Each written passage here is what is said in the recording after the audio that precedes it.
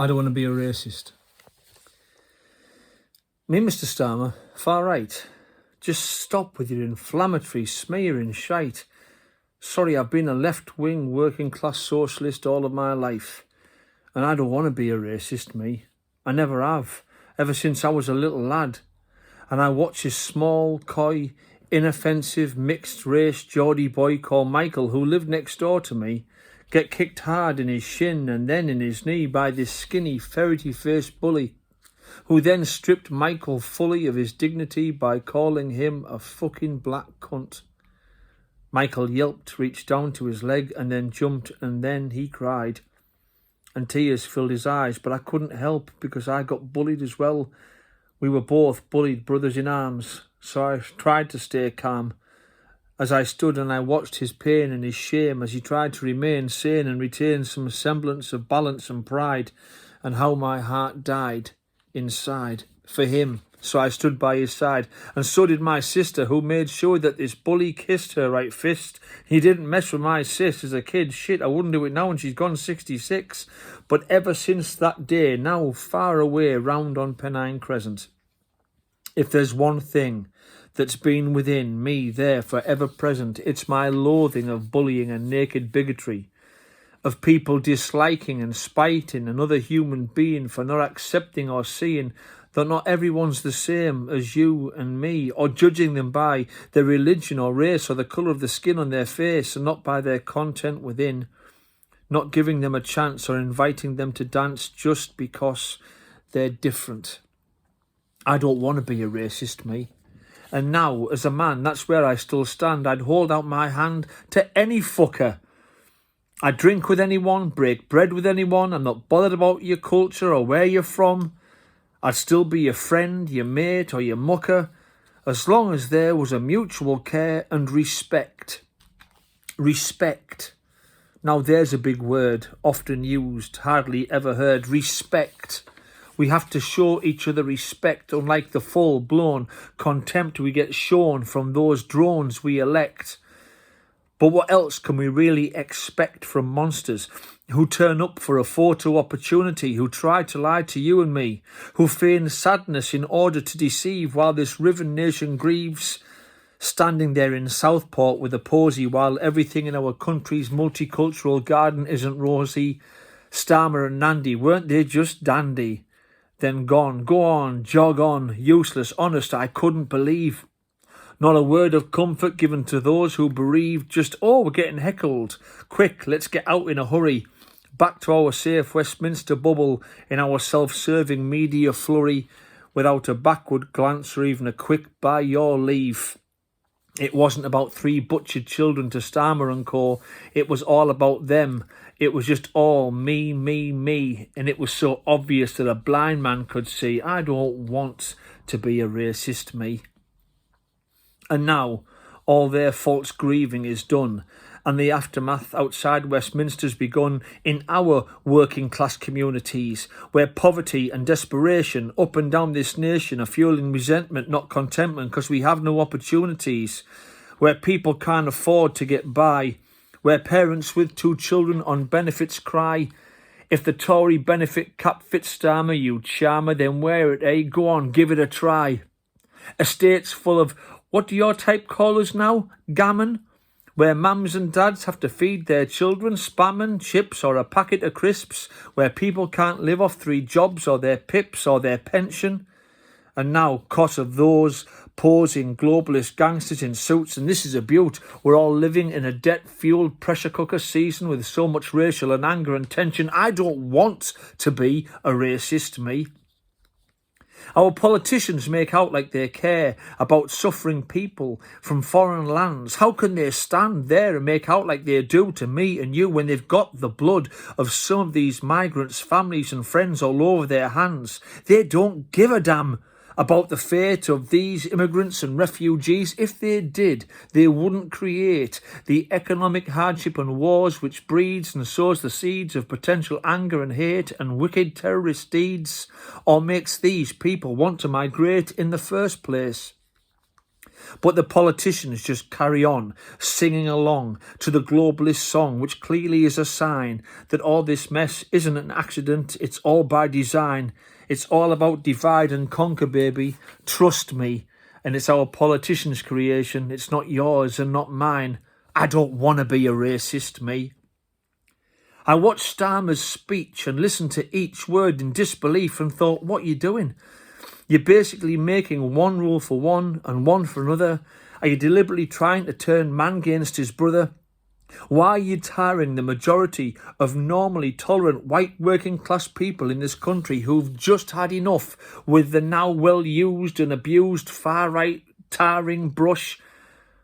As working class left, I felt the injustice welling up. It blew my mind. I couldn't find the words, so I just sat in an angry, contemplative hush. I really don't want to be a racist, me.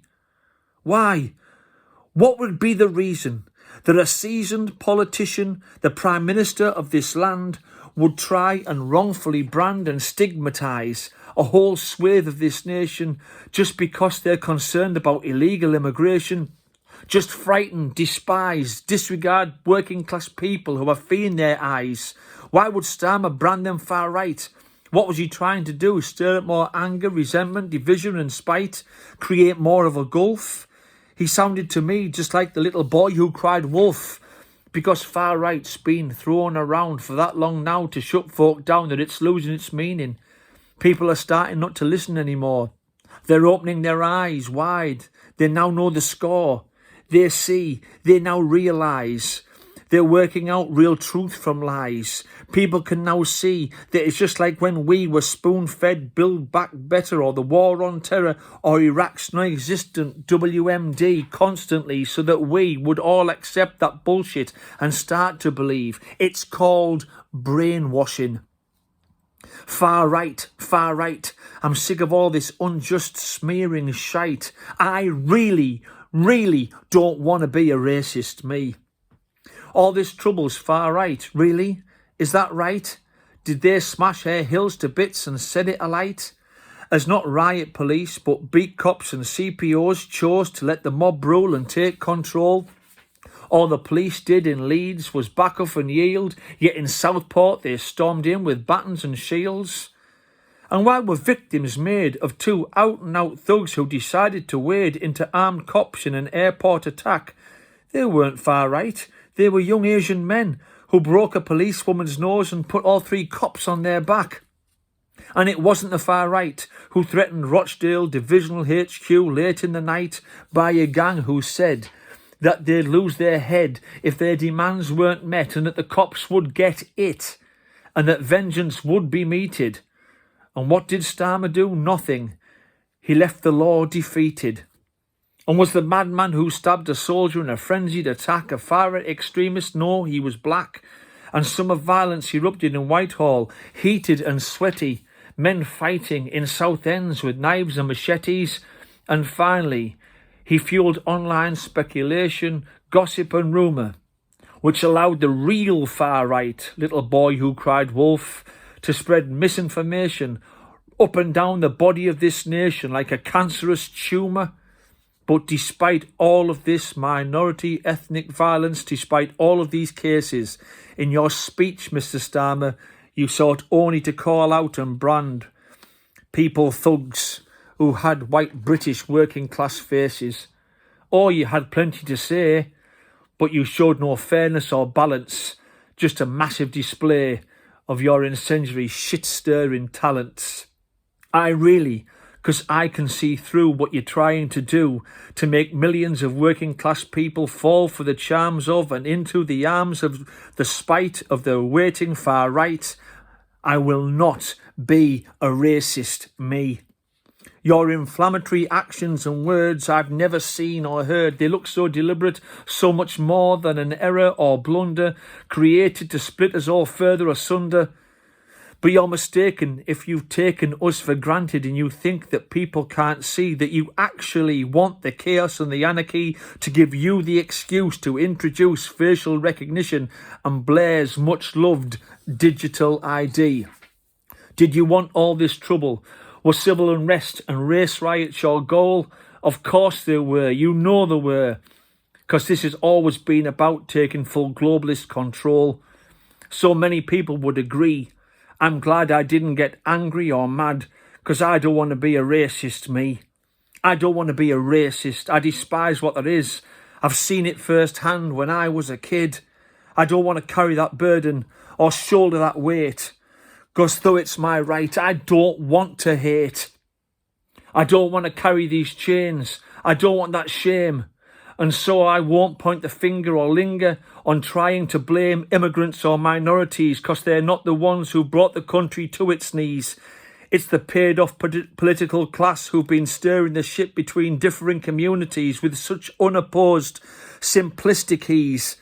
And now it's time that they were stopped. They were dropped. We don't need a race war, civil war, or while we're on the floor, they're draconian solutions. We need people, black, brown and white, to unite, to rise up in peaceful revolution. There's a class war being fought, and I want to win. For the sake of that small, coy, inoffensive, mixed-race Geordie boy who got kicked in his shin. Whose hurt and shame and pain have stained my heart and soul. So to everyone I say today, for the sake of your children, make tolerance your goal. Think about your actions' cost. Put down your bricks, your sticks, machetes and knives. Stop burning cars and smashing up mosques. Let's all drink from peace's font. Don't give the politicians and their agent provocateurs the anger and violence they need, crave and want. Let's all get found and no longer lost.